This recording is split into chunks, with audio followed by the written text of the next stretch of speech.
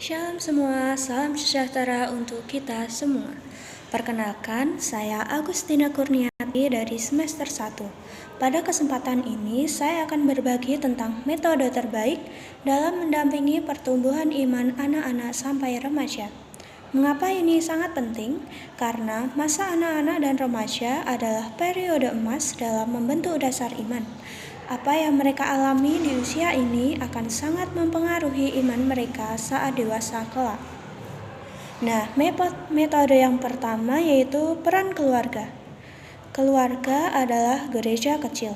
Dari keluargalah anak pertama kali belajar berdoa, mengenal Tuhan, dan merasakan kasih. Orang tua bukan hanya memberi nasihat, tetapi memberi teladan hidup. Contoh sederhananya seperti mengajak anak berdoa sebelum makan dan tidur, membacakan kisah-kisah iman atau kitab sebagai pengantar tidur, serta mengajak anak ikut serta dalam kegiatan rohani keluarga, misalnya doa rosario, ibadah rumah, atau misa mingguan. Keteladanan orang tua sangat menentukan. Jika orang tua rajin berdoa, anak akan meniru. Tetapi jika orang tua hanya menyuruh tanpa memberi teladan, anak sulit untuk mengikuti. Untuk metode yang kedua yaitu peran sekolah dan gereja. Selain keluarga, sekolah dan gereja juga berperan besar. Di sekolah, anak-anak mendapat pengajaran iman secara sistematis melalui pelajaran agama. Mereka mendapat penghayatan iman lewat komunitas, misalnya sekolah minggu, bina iman anak, atau komunitas remaja. Guru, katekis, dan pendamping iman perlu menggunakan metode yang aktif, kreatif, dan menyenangkan. Misalnya seperti menggunakan alat peraga atau gambar saat bercerita, mengajak anak bernyanyi lagu rohani yang sederhana, serta memberi kesempatan anak tampil, misalnya membaca doa atau drama singkat. Dengan begitu, iman tidak terasa kaku, tetapi menjadi pengalaman yang hidup. Untuk metode yang ketiga yaitu pendekatan kreatif. Setiap usia punya cara belajar berbeda.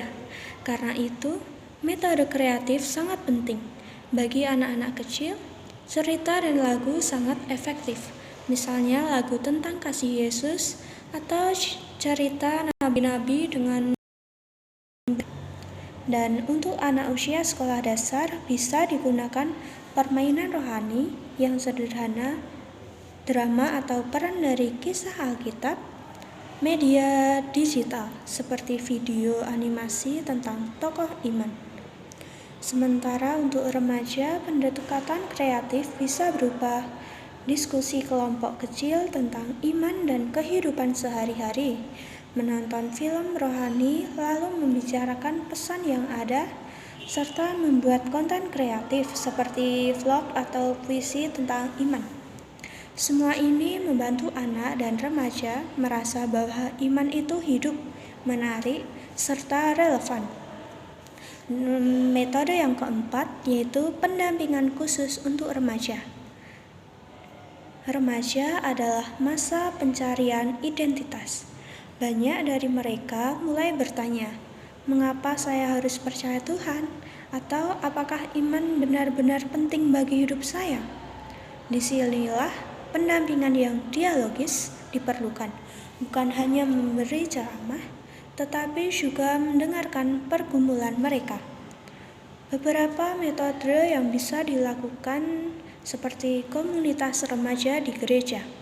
Di masa mereka bisa saling berbagi pengalaman iman, retret atau rekoleksi untuk memberi ruang hening dan refleksi pribadi. Mentoring pribadi di mana seorang pendamping mendampingi remaja secara dekat, menjadi teman berbicara sekaligus pembimbing rohani. Dengan cara ini, remaja merasa dihargai, didengar, dan diarahkan, sehingga iman mereka semakin matang. Untuk metode yang kelima yaitu tantangan zaman digital. Kita hidup di era digital. Anak-anak dan remaja sangat akrab dengan gadget, media sosial, dan internet. Ini bisa menjadi tantangan, tetapi juga kesempatan. Metode memanfaatkan teknologi seperti menyediakan konten rohani di YouTube, Instagram, atau TikTok, menggunakan aplikasi Alkitab untuk renungan harian, membuat grup online untuk doa bersama atau sharing iman. Jika kita tidak hadir di dunia digital, anak-anak dan remaja bisa kehilangan arah karena lebih banyak dipengaruhi oleh konten negatif. Sebagai kesimpulan, metode terbaik mendampingi pertumbuhan iman anak-anak hingga remaja meliputi keluarga sebagai teladan utama, sekolah dan gereja sebagai pendukung pendidikan iman, pendekatan kreatif sesuai usia, pendampingan dialogis untuk remaja, pemanfaatan teknologi digital secara positif. Iman yang ditanam sejak kecil, didampingi dengan baik, dan ditumbuhkan dengan kasih akan menjadi dasar pokok bagi kehidupan mereka di masa depan. Nah, itu tadi sedikit penjelasan mengenai metode terbaik dalam mendampingi pertumbuhan iman anak-anak sampai dengan remaja. Semoga kita semua dapat menjadi pendamping iman yang setia bagi generasi muda. Terima kasih, Tuhan memberkati.